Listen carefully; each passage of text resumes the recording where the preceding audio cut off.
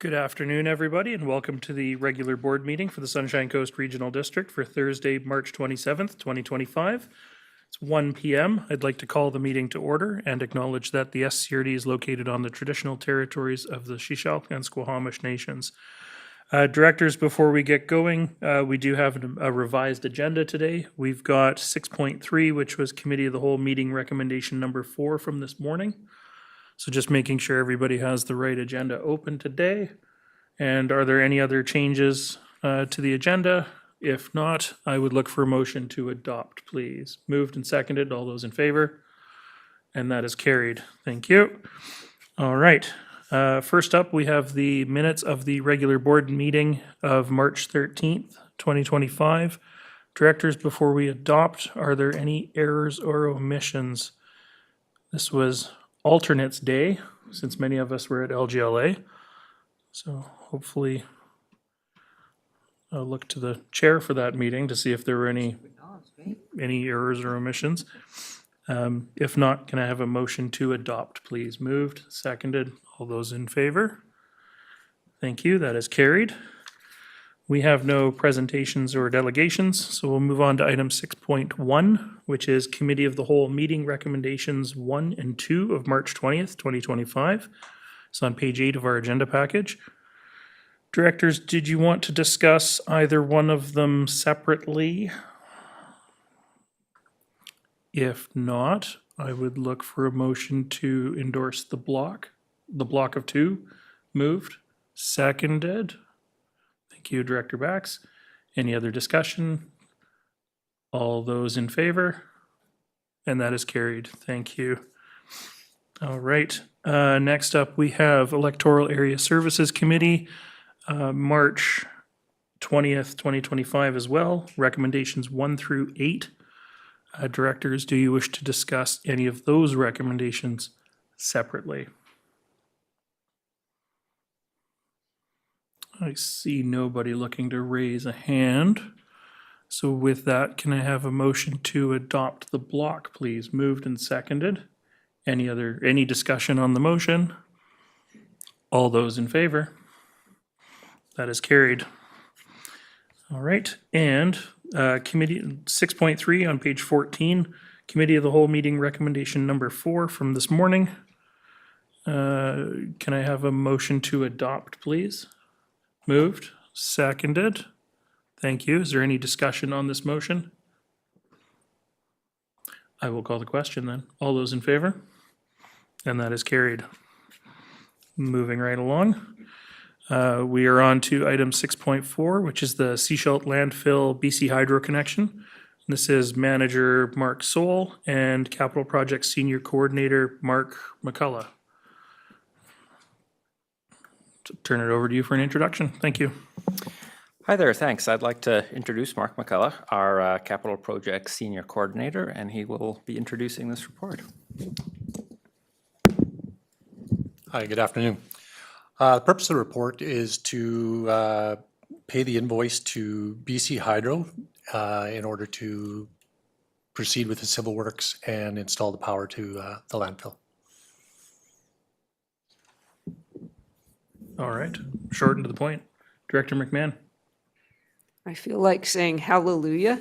This has been how many years that we've been trying to get power up to the landfill? So thank heavens, I would be overjoyed to move the recommendations on page 15. Thank you, and I've got a seconder for that. Directors, any other discussion? I guess the invoice is more or less the last stage in the process for the BC Hydro side of things. Excellent. Director Lee, my apologies. No, I was scrambling to find my little electronic hand. I never did. Do we have some idea when they're actually going to put them in?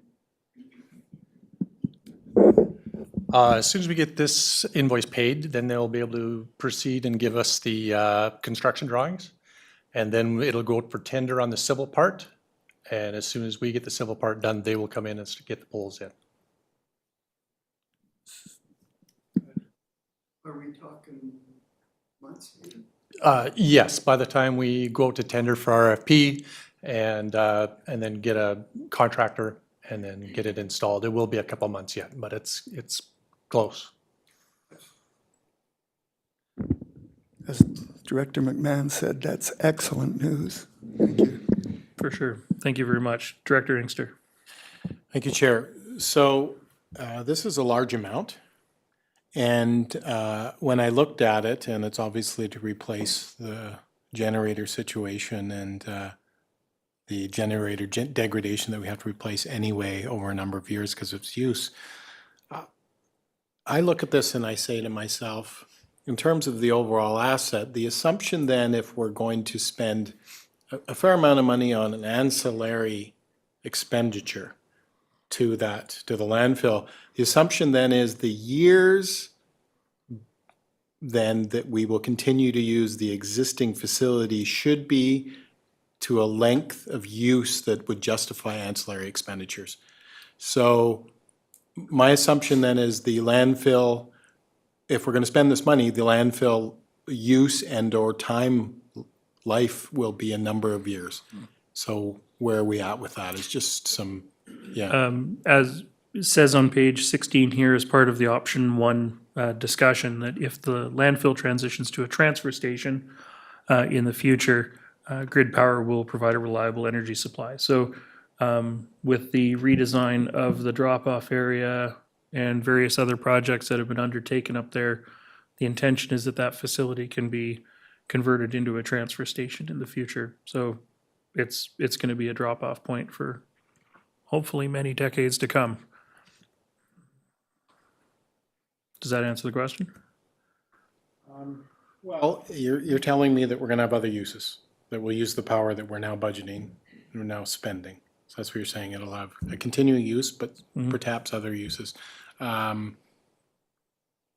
So I just have to get my head around what that will look like in the future, the transfer station. Yeah, right? That's I mean, part of the solid waste management plan update that we discussed it this morning, right? Is if we're going to Yeah. be doing waste export, we're going to need a transfer station. yeah, and- whether we utilize a transfer Or if station we up a do vertical hill. expansion and we continue to use the facility for another 20 years, then it'll continue to be a landfill for another 20 years. But And these are all yeah. things still Yeah. to be determined. yeah, and But the facility was designed to be able to continue to provide support to the region for many, many years to come. yeah, well, different kinds of support, transfer station, which up a hill is a confusing part to me, but the vertical expansion idea and the length of 20 years, that's where this makes a lot of sense to me. That option is what I'm hoping happens if we make this expenditure. Transfer station is another thought in my mind, but anyway, that's just, yeah. I'm just, okay, anyways. Yeah. Director McMahon. I was just going to add that I understand that our ability to provide the service there has been somewhat limited by the lack of power, and so this will presumably improve service levels as well. Thank you. Director Bax. Yeah, and I do think that it fits with our overall, the idea of us trying to limit our greenhouse gases and getting off of generators, and perhaps these generators can be utilized in another area within our organization. I think that if they have any useful life left, we can move them somewhere where they can be useful. But it's gonna cut back 5 years worth of greenhouse gases that would have otherwise been produced by these generators. Thank you, Director Bax. I don't see any other hands up. I do have a motion on the floor, so I will call the question. All those in favor? And that is carried. Thank you very much. All right, moving on to item 6.5, which is a request for exemption for Alberg Productions S2 Inc. from SCRD Noise Control Bylaw 597. We don't need an introduction to this report, I don't think. It's sort of, rather than granting the one-by-one exemptions that we have been doing, it's sort of providing a more blanket exemption, recognizing that they have been doing a lot of good work in notifying neighborhoods, and that SCRD bylaw has reported no negative interactions from residents, which is fantastic news. Director Bax, I see your hand up. Yeah, this is, although it takes place in it takes place in a lot of different areas, there is often the hours that they're looking for are the crew gathering and the crew dispersing at the beginning and the ends of their shooting days. And there's a number of shoots scheduled for the Roberts Creek area. So I'd like to put forward the motions as they appear on page 18. Thank you, Director Bax, and I've got seconders for that. I don't see any other hands up. So I will call the question. All those in favor? And that is carried. Thank you very much. All right, moving on to item number 6.6. Request for proposal 2561301, roof replacement construction services contract award. And I see Manager Van Velzen has joined us.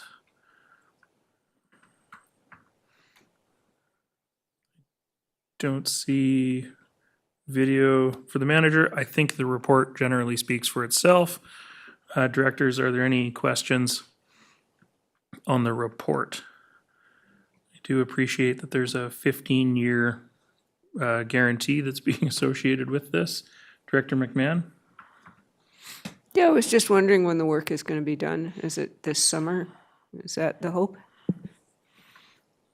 Good question. Manager Van Velzen? Yeah, thank you for the question. Yeah, currently the project schedule looks to be completed sometime in late August or early September of 2025.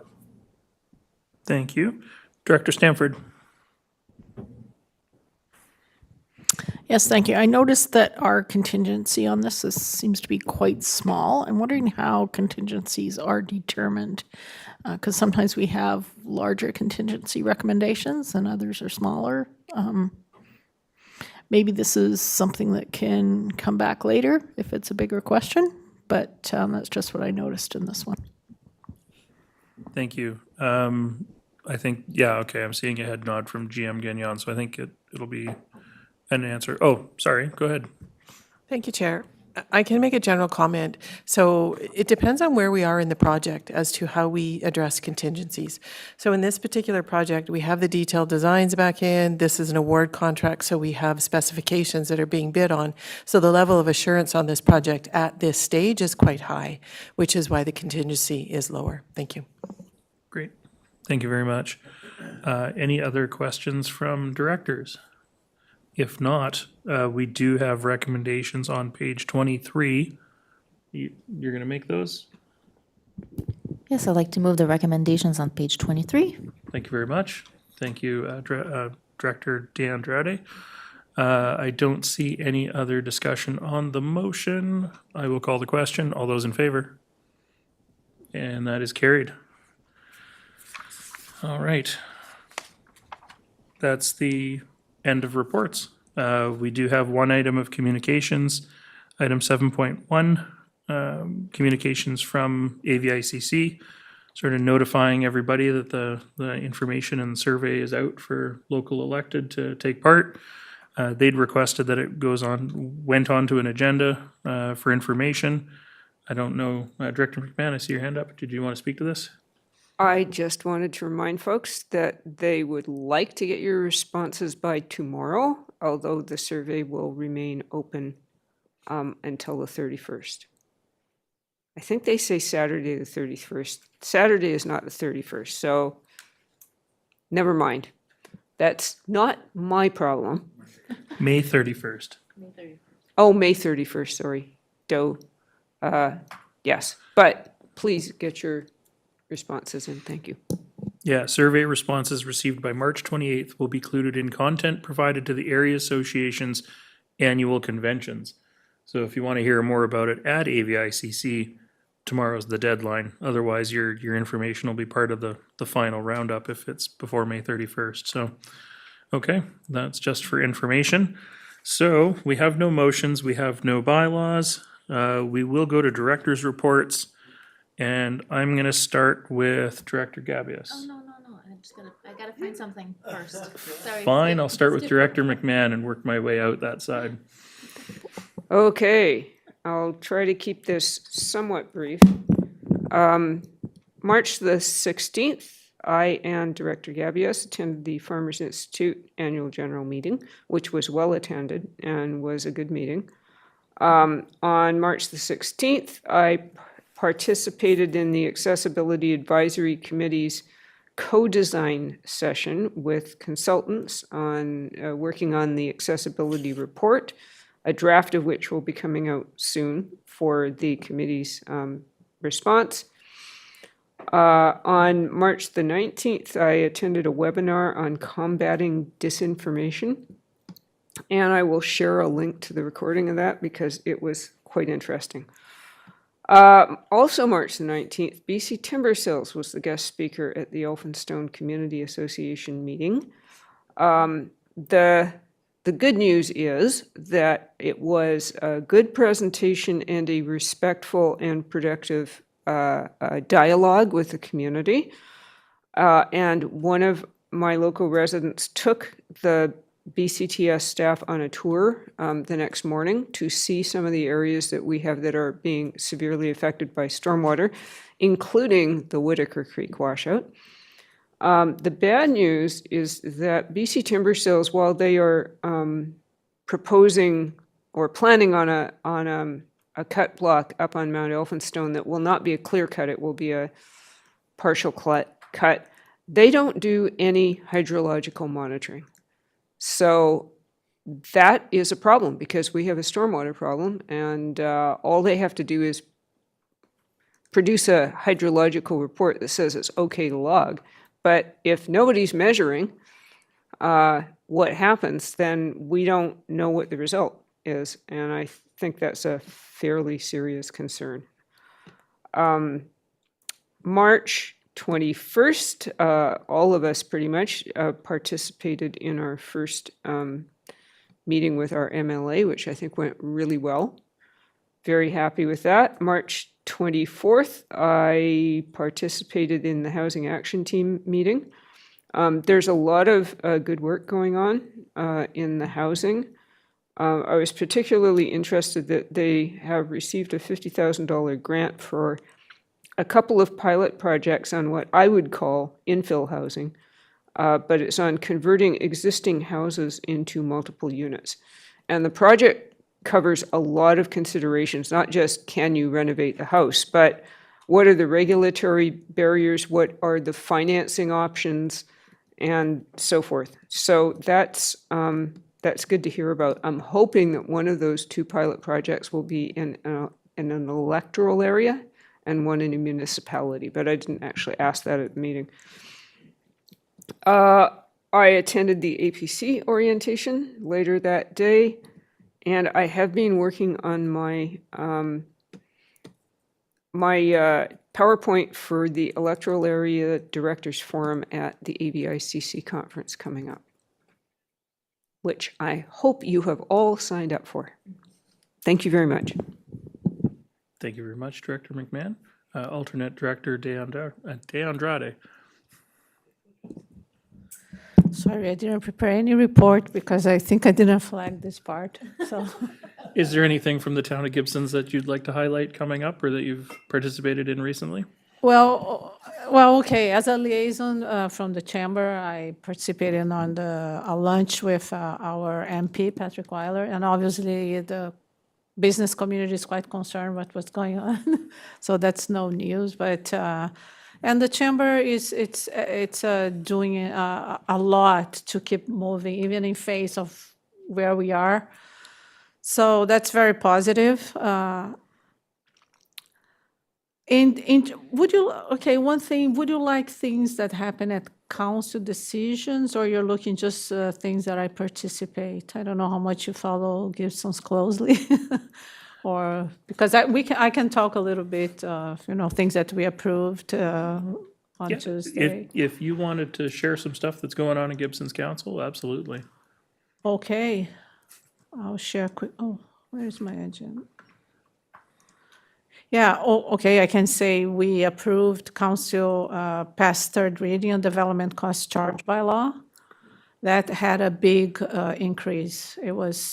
It's had this mixed feelings because obviously everything cost of construction is so high, but there's also nothing we can do, because otherwise we're going to pass all the increase to the residents who are also being hit by increase in operational costs, capital. I mean, you guys know that. So that was it's a tough one. Another thing that, in a way, we pass a lot of rental buildings. They were approved, but we haven't seen construction of them. And now with all this impact, I don't know what's going to happen. And even some developments have been put for sale. They haven't sold yet, as far as I know. But Billy's Walk, which was the one on the waterfront, there was a lot of consultation. So that's a tough one, because staff is spending a lot of time, even prioritizing these projects in relationship to other projects, and they are not built. So we don't know if it was speculation, we suspect, but at the same time. But I don't think there's anything we can do about it at this point.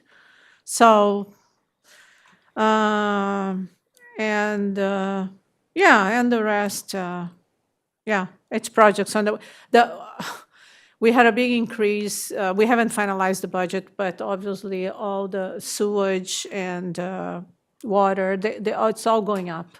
Even though we have been increasing 5% every year for the water bill, it is still going up more. And the sewage especially, because we need to replace the outfall. And even, our consultants suggested that we see even not only 20 years from now, but even more with the build up of not only the town itself, but perhaps other areas. Check well that maybe in the future they have the development, maybe I think they will need to use our sewage. So that's another over 8 million, I think. So, and the policing, as you probably know, and hopefully we don't reach the 5,000 as a miracle. As Mayor Beamy said one time, we should always leave the town during the census so we keep below. Not a bad idea, but anyhow. So next time I'll prepare better. Thank you. That's pretty good, thank you. Okay. Yeah. I know that we're struggling in Seashelt with approving units that aren't getting under construction for one excuse or another.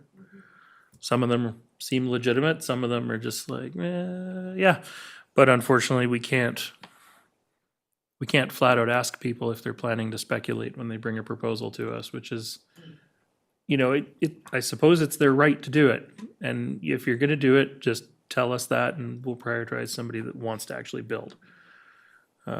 Director Inkster. Thank you. Yeah, that was a fairly long report for being not prepared. Well done. Yeah. Let's see what happens when you're prepared. Might be as long as Director Bax. Anyway, so the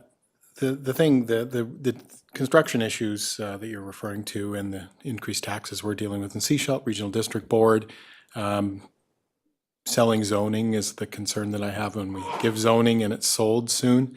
I think the only way what municipalities can get around that is have a clause or a sunset clause on a rezoning, 5 or 10 years, and then it goes back to the original zoning if they don't use it.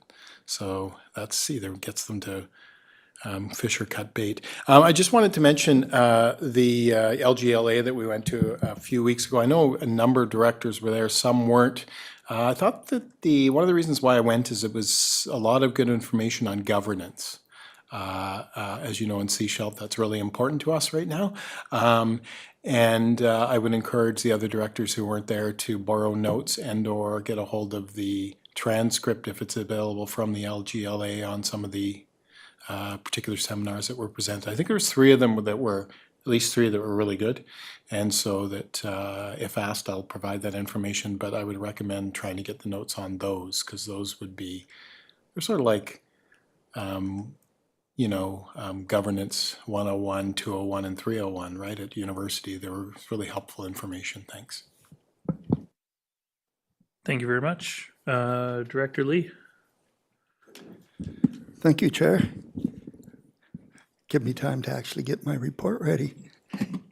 On Monday, March 3rd, I attended at Madeira Park Elementary School, giving a little discussion with the students on regional districts and what directors do and what services we looked after. It was grade 2 and 3 were the ones that asked very insightful questions, and the teachers had them prepared with the questions.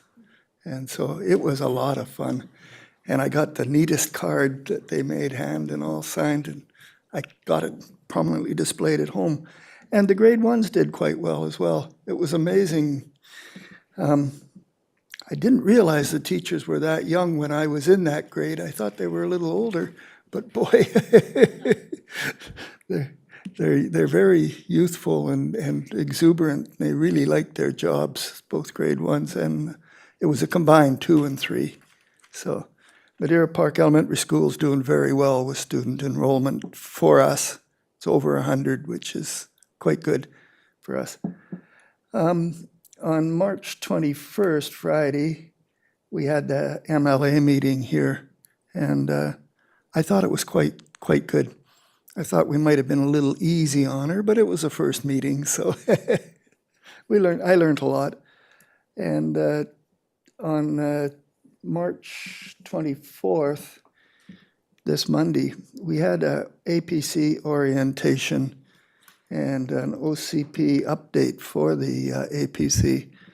And I thought it was, well, the people that attended from my area were quite impressed. They were quite happy. I have to say thank you to the planning staff. They did a great job. It was very informative. And it's amazing that I keep learning things, even though I've attended so many of them. So that's it for me. But I had an enjoyable last couple of weeks. Thanks. Thank you, Director Lee. Director Bax, your turn. Well, thank you. And unlike Director McMahon, I'm not going to try to make it short. On the 3rd, I attended the Joint Childcare Committee, and I shared with the rest of the board the 2025 Childcare Action Plan.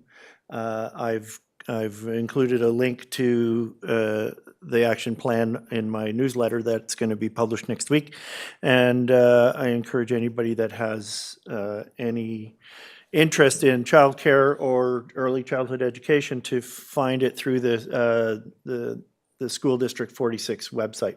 It's one of their projects, childcare, early childcare.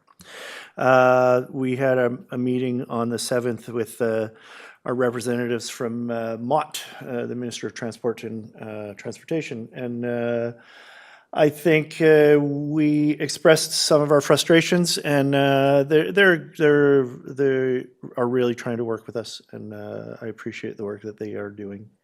I'd like to hear more about their plans so that we may involve ourselves earlier on in the discussions.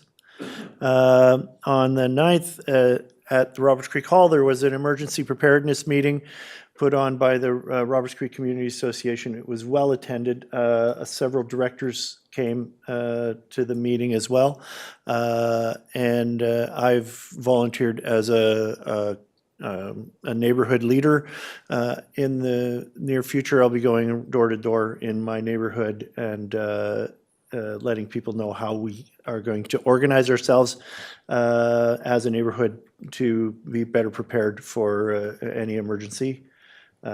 There's a great deal of resources that came along with this meeting, and there'll be more. I believe that the Half Moon Bay has an emergency preparedness meeting coming in April. I'm not sure. Might be Seychelles. The day after that, the Monday, we met with the Seychelles Nation, and we discussed the work that we're doing together, and moved everything forward a little bit more, which was really wonderful. I went to LGLA. I went to LGLA. I attended the first half of LGLA and really came back with a lot of information about how to advocate in a really productive manner, and then I liaised with the newly elected city councillor for the city of Dawson City in Yukon later that weekend, and that was wonderful. On the 24th, I attended the MLA meeting, and that was really, it was really good to see that our MLA has, although she has a ministry that she cares for that has a lot to do with our area as well, but she is also working hard to work for our community as our MLA. And I really look forward to seeing her again and more often. On the 24th, I attended the Thriving Communities Council. This is a group that I've been attending for the last year plus, a little bit more than a year. And we are creating our terms of reference and our, we're almost finished our, it's a terms of reference document that we're gonna share amongst the other organizations that are part of this, and it's always wonderful to get together every month with them to see who's doing what, who's where the wins are, where the losses are, where we can work together to. It's the main push for this group is poverty reduction, and the indicators of health for our community, and so we are always looking to try to improve the lot of the people of the Sunshine Coast, and I'm very proud to be part of that group.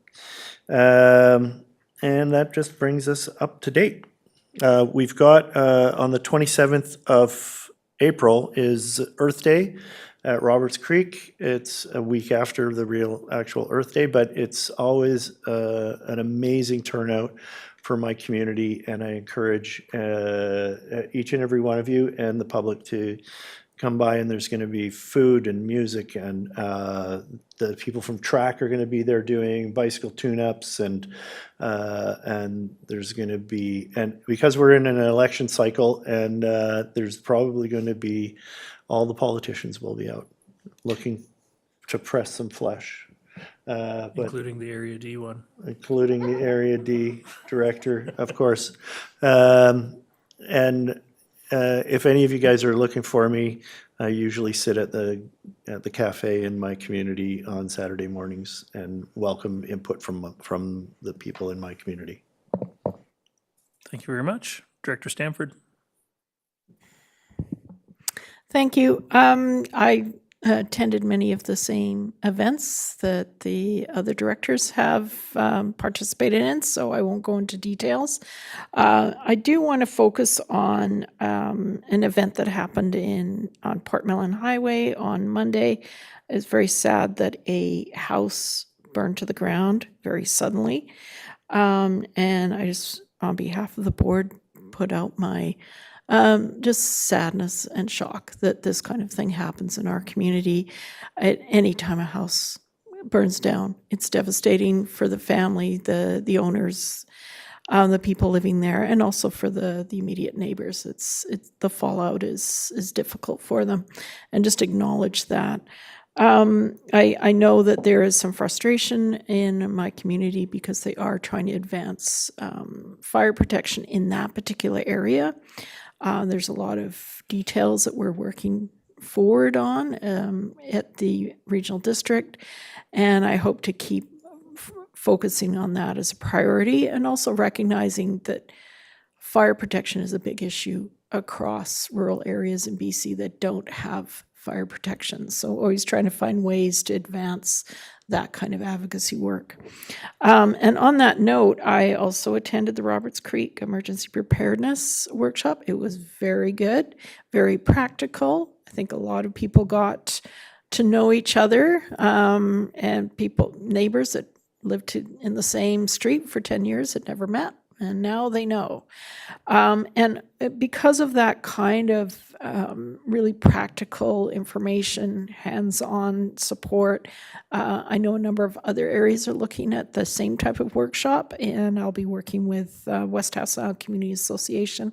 They'd like to put one on, hopefully early June sometimes. We'll be working on how I can help them and support them.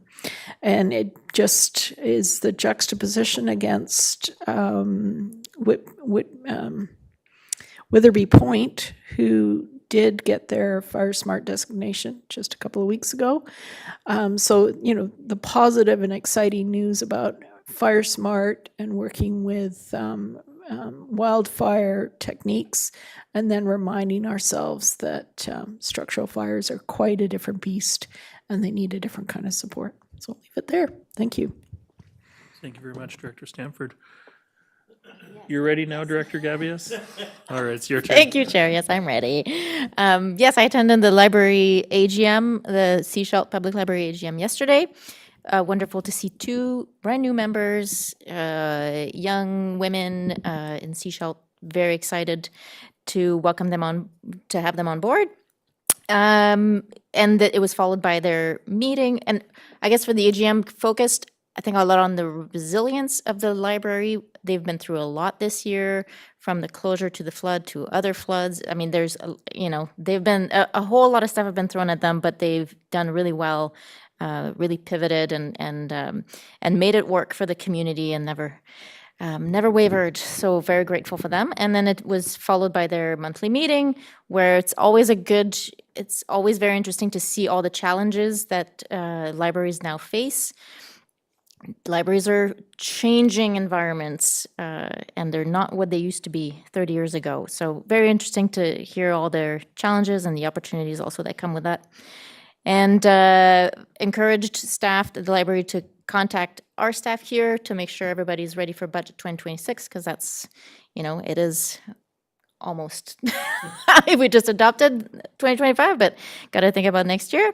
So my understanding of meeting is in the works, which is really, really good. I went to the Half Moon Bay Nursery Spring Market last weekend, and I always make a point to stop at the Fire Smart tent and see what's going on there. And always reminded, just by talking to whoever mans the tent, how successful this program has been. I mean, that's the kind of download from the province that I would like to see more of, a program with funding and that gives great jobs. Every time I talk to someone that works for Fire Smart, you can tell they're genuinely excited to be there, to be doing that work and to having that impact in their community. So very grateful for them. And if people are still waffling, now is a good time to book your Fire Smart assessment and get that done before summer. And I also attended the Farmers Institute AGM. Always appreciate the collaborative spirit and that go-getter attitude. And one thing that I learned from my farming journey was community over competition, and you can tell that in that group. It's all about helping each other thrive, which is wonderful. And just a plug for April 4th, so the VICL steering committee will be meeting, and we'll get a presentation from the Regional District of Nanaimo staff on their drinking water and watershed protection program. And they'll be talking about the cycle of data to action that shows where monitoring can inform regional water budget studies to provide the basis for science-based decisions around development and water planning. So I'll be glad to report back on that. I think that's going to be very interesting, very relevant. And yes, I was there also to meet with our new MLA, which is great to go from an MLA that had been there for years and years and years to someone who's fresh on the job. It's really interesting to see. And she's MLA Neal is assembling a wonderful team. I think it's going to be a fantastic team, and opening her office hopefully in a week or so. I think the hope was April 1st. So we're going to have to go visit. Thank you very much. Thank you. Just a couple things I want to touch on. LGLA was fantastic. I'm actually in the midst of preparing a written report for my council because I didn't have time to get my notes together for the last council meeting, so I'll forward that to the board.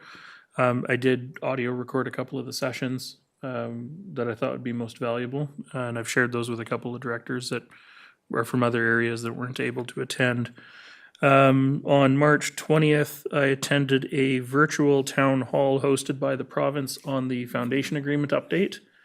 It was I think it was quite well run. Our MLA spoke at that because she's our MLA. There's a lot of intersects with her ministry as well. They're hosting another one on March 31st online at 7 p.m. Yeah, I think it was valuable. There's about 300 people there, just under 300 people online at its peak. Not all the questions were answered. They did commit to answering all of the questions that they received. So they're planning to release one or both of the recordings at some point after it's all done, as well as answering the questions that they couldn't get to in the session. Coming up on April 5th, we've got the opening of the Seashalt Farmers Market for the season, the Farmers and Artisans Market. So that's over by the library on Saturday. And then on way down the road, but talk early and often about these sort of things. May 10th, the Seashalt Community Association Forum is hosting an emergency preparedness town hall community event. And so that's going to be at the Seashalt Senior Center, May 10th. They're looking to, May 10th, they're looking to sort of increase neighborhood awareness on planning and pods and connectivity. And it's something that I've spoken about this before, it's something that our community associations have really grabbed a hold of as something that they can do. They can communicate with their neighborhoods, their members, they can talk to people they've never met before and help to get people interested in the community associations. And so I think that's going to be a good opportunity for them to grow and find focus in the district of Seashalt. That's really all I had to report on. And we have no new business. We have no in-camera. We have no release of items from in-camera. So I guess I'm looking for a motion to adjourn. Moved, seconded, all those in favor? And that is carried. And we have no attendees, virtual or in person. So thank you, everybody, and we'll see you at the next one.